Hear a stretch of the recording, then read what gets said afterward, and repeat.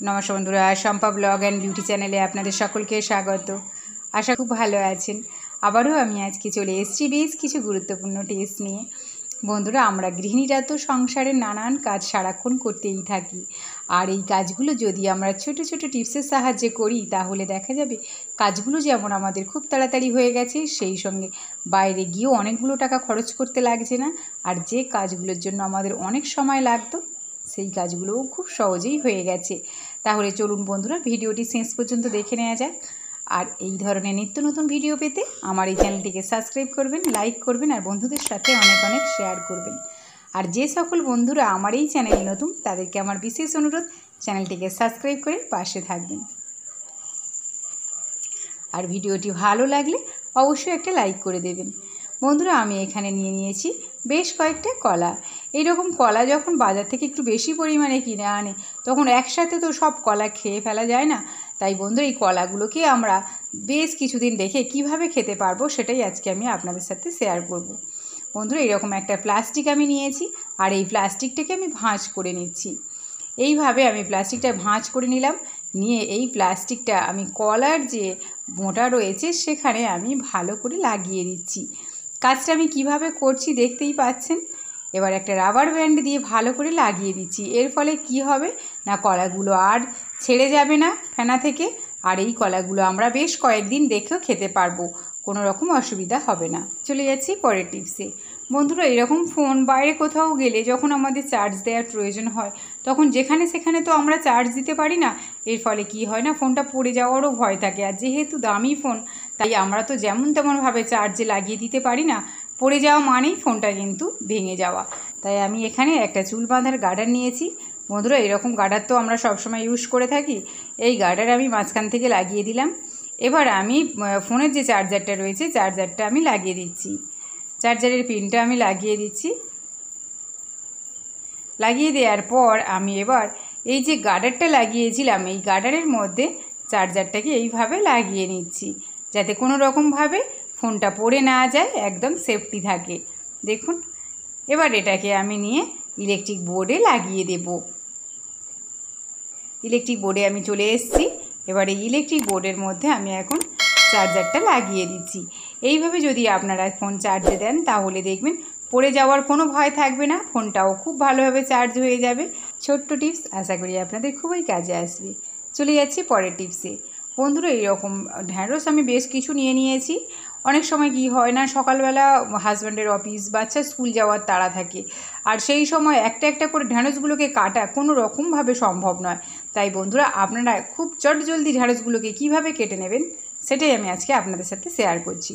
বন্ধুরা আমি ঢ্যাঁড়সগুলোকে এক জায়গায় করে নিয়েছি, নিয়ে একটা রাবার ব্যান্ড লাগিয়ে নিলাম।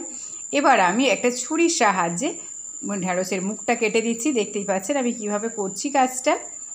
এইভাবে যদি আপনারা ঢ্যাঁড়সগুলো কাটেন তাহলে দেখবেন একসাথে আপনারা অনেকগুলো ঢ্যাঁড়স কেটে ফেলেছেন, আর তরকারির জন্য আর একটা একটা করে ঢ্যাঁড়স কাটার কোনো প্রয়োজন হচ্ছে না। দেখুন বন্ধুরা আমি এখানে তরকারির জন্য ঢ্যাঁড়স কাটছি, কত সুন্দরভাবে কাটা হয়ে যাচ্ছে আমার ঢ্যাঁড়সগুলো। ছোট বড় মাঝারি যেমন ইচ্ছা আপনারা ঢ্যাঁড়সটাকে কেটে নিতে পারবেন, কোনো রকম অসুবিধা হবে না।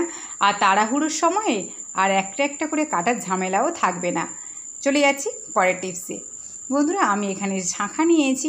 এইরকম শাঁখা যখন ডিজাইনের মধ্যে নোংরা পড়ে যায় তখন না দেখতে একদমই ভালো লাগে না। তাই বন্ধুরা চটজলদি কীভাবে শাঁখাটাকে আপনারা পরিষ্কার করে নিতে পারবেন সেটাই আমি আজকে দেখাবো।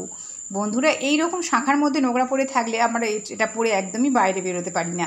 তাই চটজলদি আজকে আমি কিভাবে পরিষ্কার করে নেব সেটা দেখাচ্ছি। শাঁখাটাকে আমি নিয়ে নিয়েছি। এবার আমি নিয়ে নিচ্ছি কলগেট। এইরকম কলগেট তো প্রতিদিনই আমাদের প্রয়োজন হয় সকালবেলা ব্রাশ করার জন্য। এই কলগেট আমি খানিকটা নিয়ে নিচ্ছি একটা বাজে বাদ দেয়া ব্রাশের মধ্যে। এই ব্রাশটাকে তো আমি আর একদমই ইউজ করি না, তাই এই ব্রাশের মধ্যে আমি বেশ খানিকটা পেস্ট নিয়ে নিচ্ছি। এবার আমি শাঁখা দুটোকে ভিজিয়ে নেব জলের মধ্যে। ভিজিয়ে নেওয়ার পর আমি শাঁখা দুটোর মধ্যে হালকা করে একটুখানি পেস্টটা লাগিয়ে দেব। কাজটা আমি কিভাবে করছি দেখতেই পাচ্ছেন। এইভাবে আমি দু সাইডে একটু পেস্ট লাগিয়ে কয়েক সেকেন্ড রেখে দেব। কয়েক সেকেন্ড রেখে দেওয়ার পর দেখবেন আপনাদের শাঁখাগুলো একদম পরিষ্কার হয়ে গেছে। এটাও আমি এবার রেখে দিচ্ছি। কয়েক সেকেন্ড পর আমি আপনাদের দেখাচ্ছি এটা কেমন হয়েছে। কয়েক সেকেন্ড পর ফিরে এলাম, আরও একটু পেস্ট আমি ব্রাশের মধ্যে নিয়ে নিয়েছি। নিয়ে আমি শাঁখাটাকে একটু ভালো করে ঘষা দিয়ে নিচ্ছি। এইভাবে যদি একটু ঘষা দিয়ে নেন তাহলে দেখবেন কয়েক সেকেন্ডের মধ্যেই আপনাদের শাঁখাগুলো একদম পরিষ্কার হয়ে যাবে। আর শাঁখার ডিজাইনে যে নোংরাগুলো পড়েছিল সেগুলো দেখবেন একদম চকচকে হয়ে গেছে, নতুনের মতো। আর এর জন্য আপনাদের বেশি সময় নষ্ট করতে হবে না। আমার কিন্তু পরিষ্কার করে নেওয়া হয়ে গেছে। এবার আমি জলের মধ্যে ধুয়ে নিচ্ছি। পরিষ্কার জলে ধুয়ে আমি আপনাদের দেখাচ্ছি আমার শাঁখাগুলো কেমন হয়েছে। দেখতেই পাচ্ছেন শাঁখাগুলো একদম চকচক করছে, নতুনের মতো। আরও একটু ভালো জলে ধুয়ে আনছি আমি। চলে এলাম বেসিনে এসে আমি শাঁখাগুলোকে একটু পরিষ্কার জলে ধুয়ে নিচ্ছি। ধোয়ার সঙ্গে সঙ্গে তো আপনাদের দেখাচ্ছি একদম লাইভ কত সুন্দর চকচক করছে। যে শাঁখাগুলো একদম কালো হয়ে গিয়েছিল ডিজাইনের মধ্যে, সেই শাঁখাগুলো কিন্তু একদম চকচকে হয়ে গেছে। ছোট্ট টিপস বন্ধুরা, বাড়িতে একবার ট্রাই করে দেখবেন, খুব কাজের। আপনারা একবার ট্রাই করলে বুঝতে পারবেন কতটা আপনারা উপকার পাচ্ছেন। আর এই শাঁখা পরিষ্কার করার কিন্তু একটা ঝামেলা আমাদের মধ্যে থেকেই যায়। তাই বন্ধুরা এইভাবে আপনারা শাঁখাটা ভালো করে পরিষ্কার করে নিতে পারবেন খুব সহজেই, কয়েক সেকেন্ডের মধ্যেই, কোনো রকম ঝামেলা ছাড়াই। দেখুন শাঁখা দুটো আমি তুলে দিয়েছি, আগের দিয়েছিলাম আর এখন দিয়েছি। দেখতেই পাচ্ছেন শাঁখাগুলো আমার কত সুন্দর চকচকে হয়ে গেছে। এবার এই শাঁখাটাকে পরে আমরা যেখানে খুশি বেরিয়ে যেতে পারবো, আর কোনো রকম প্রবলেম হবে না। চলে যাচ্ছি পরের টিপসে। বন্ধুরা, যখন আমাদের একটু অ্যালোভেরা জেলের প্রয়োজন হয় তখন আমরা কি করি না, অ্যালোভেরা জেলটা কিভাবে কাটবো ভাবতে থাকি। আমি এখানে দুদিকে ছুরির সাহায্যে কাঁটাটা একটু ভালো করে ছাড়িয়ে নিচ্ছি। নিয়ে এই মাঝখানে যে ধারে যে পাতাটা রয়েছে সেটা আমি ছুরির সাহায্যে হালকা করে বের করে নিচ্ছি। এর ফলে কি হবে না, জেলটা খুব সহজেই আমরা হাতের মধ্যে পেয়ে যাব। অন্যটার ক্ষেত্রেও আমি সেমভাবে ধারে কেটে নিচ্ছি। নিয়ে আমি উপরের যে পাতলা যে খোসাটা রয়েছে সেটাও আমি বাদ দেব। দেখুন এইভাবে ছুরির সাহায্যে আমি মাঝখান থেকে পাতাটা তুলে নিলাম। এবারে এই জেলটাকে কিভাবে সহজে বের করব সেটাই আমি আপনাদেরকে দেখাবো। বন্ধু, এরকম চিরুনি তো আমাদের প্রত্যেকের বাড়িতে রয়েছে, পুরানো কিংবা বাদ দেওয়া যে চিরুনি সেটাও হলেও হবে। এইভাবে যদি আমরা চিরুনির সাহায্যে একটু ভালো করে ঘষা দিয়ে নিই তাহলে দেখা যাবে পুরো অ্যালোভেরা জেলটা একদম বেরিয়ে গেছে। আপনাদেরকে দেখাচ্ছি, সামান্য একটু ঘষে নিতেই আমার পুরো অ্যালোভেরা জেলটা বেরিয়ে গেছে। এইভাবে আমি পুরো জেলটাকে বের করে নেব। অন্যটার ক্ষেত্রেও সেমভাবে আমি জেলটা বের করে নিচ্ছি, শুধুমাত্র একটি চিরুনির সাহায্যে। কোনো রকম আর কোনো কিছুরই প্রয়োজন হবে না, খুব সহজেই আপনারা এই জেলটা বের করে নিতে পারবেন। বন্ধুরা, এই অ্যালোভেরা জেল কিন্তু আমরা বিভিন্ন রকম কাজে লাগাতে পারি, তাই চটজলদি অ্যালোভেরা জেলটাকে আপনারা এইভাবে বের করে নিতে পারেন।